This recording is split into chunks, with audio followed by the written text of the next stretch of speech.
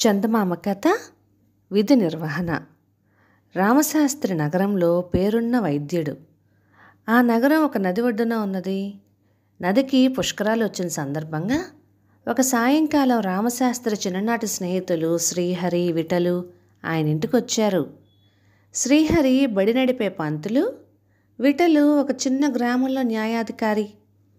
రామశాస్త్రి తన మిత్రులను ఊళ్ళో ఉన్న దేవాలయాలన్నింటికీ తిప్పి చీకటి పడే వేళకి ఇంటికి వచ్చి తన స్నేహితులకు కూడా వంట చేయమని తన భార్యకు చెప్పి ముందు గదిలోకి వచ్చి కూర్చొని తన స్నేహితులతో కబుర్లు చెప్పసాగాడు.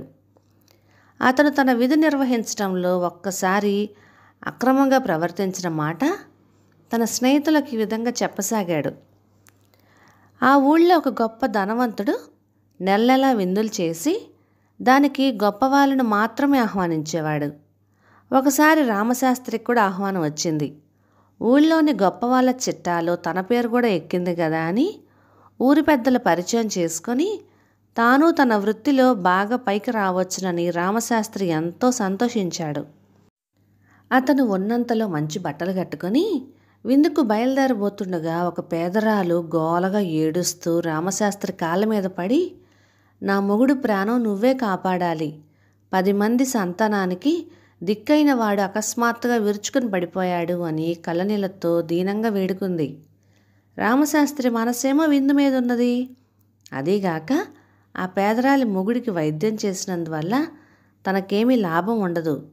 అందుకని అతను తొందర పని మీద వెళ్తున్నాను అని చెప్పి వెళ్ళిపోయాడు. అయితే ఏదో అవాంతరం వచ్చి ఆ రోజున ఆ విందు వాయిదా పడింది. రామశాస్త్రి ఇంటికి తిరిగొచ్చి ఆ పేదరాలి ఇల్లు కనుక్కొని వెళ్ళేసరికి అంతా మించిపోయింది.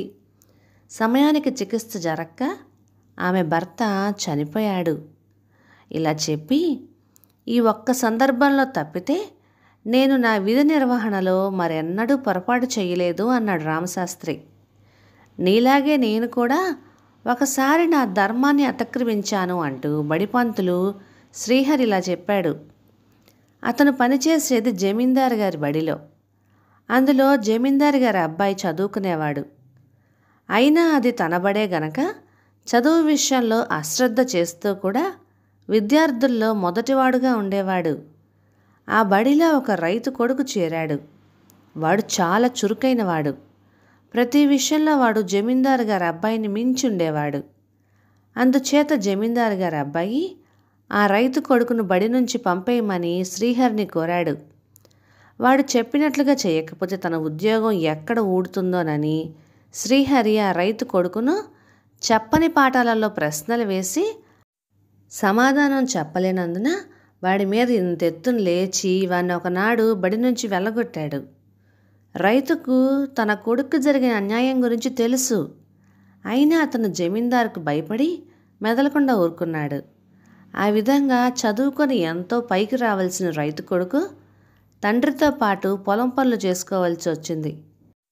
మీలాగే నేను కూడా ఒకసారి నా విధి నిర్వహించలేకపోయాను అంటూ న్యాయాధికారి విఠలు ఇలా చెప్పాడు. ఒకసారి అతని దగ్గరికి ఒక వివాదం వచ్చింది. ఒక పెద్ద వ్యాపారి తన జాగాలో పెద్ద భవంతి కట్టుకున్నాడు. అతని స్థలాన్ని ఆనుకుని ఒక కాపు స్థలము, గుడిసె ఉన్నాయి.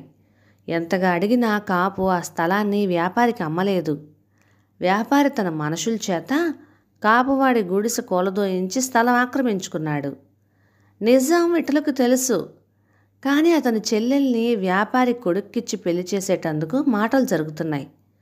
వ్యాపారి బోలెడు పలుకుబడి కలవాడు. అందుచేత విఠలు వ్యాపారికి అనుకూలంగా తీర్పు చెప్పాడు. ఇది ఒక్కటే నేను నా వృత్తిలో చేసిన అక్రమం అన్నాడు విఠల్. మొత్తం మీద మనమంతా మన విధులను సక్రమంగా నెరవేర్చుతున్నట్టే, ఇంక భోజనాలకు లేద్దాం అంటూ రామశాస్త్రి వంటింట్లోకి అడుగుపెట్టి నిర్ఘాంతపోయాడు. అతని భార్య వంట చేసే ప్రయత్నంలో లేదు. తలుపు పక్కనే కూర్చొని ముందు గదిలో జరిగిన సంభాషణ వింటున్నది. ఇదేంటి ఇలా కూర్చున్నావు, వంట చేయలేదా అని రామశాస్త్రి అడిగాడు. లేదు, ఈ పూట నాకు ఒళ్ళు నొప్పులుగా ఉన్నాయి అన్నదామె. రామశాస్త్రికి ఒళ్ళు మండిపోయింది. ఆ సమయానికి పూటకోళ్ళ ఇల్లులు కూడా కట్టేసి ఉంటారు. రాక రాక నా స్నేహితులు వస్తే ఇలా చేస్తావా, వాళ్ళు ఇప్పుడు పస్తులు పడుకోవాలా అసలే ఆకలి మీద ఉన్న తను మరీ కోపంతోనూ తన భార్య మీద చేయి చేసుకోబోయాడు. ఆగండి, నేను ఒక్కసారి నా విధి నిర్వహించనందుకే నన్ను కొట్టడానికి వచ్చారు. ఏం మునిగిపోయిందని? ఒక్క పూట తిండి లేకపోతే ఎవరమూ చచ్చిపోమే. వైద్యుడు తన విధి నిర్వహించకపోతే నిండు ప్రాణం పోతుంది. గురువు విద్యార్థి పట్ల అక్రమంగా ప్రవర్తిస్తే వాడి జీవితం భ్రష్టైపోతుంది. న్యాయాధికారి అక్రమంగా ప్రవర్తిస్తే ఒక మనిషి అనవసరంగా శిక్షకు గురవుతాడు. ఈ వృత్తులను చేసేవాళ్ళు ఒక్కసారి తమ విధి నిర్వహణలో పొరపాటు చేసినా వారిని క్షమించరాదు. ముందు మీ ముగ్గురు ఈ విషయం తెలుసుకోవాలి. మీరు బయటకు వెళ్ళినప్పుడే వంట చేసేసాను. కాళ్ళు కడుక్కొని రండి, వడ్డిస్తాను అన్నది రామశాస్త్రి భార్య. ఆమె మాటలతో ముగ్గురికి తమ తప్పు తెలిసొచ్చింది. కథ సమాప్తం. ఇక ఈ కథ మీకు నచ్చినట్లయితే లైక్ చేయండి, షేర్ చేయండి, సబ్స్క్రైబ్ చేయండి. Thank you.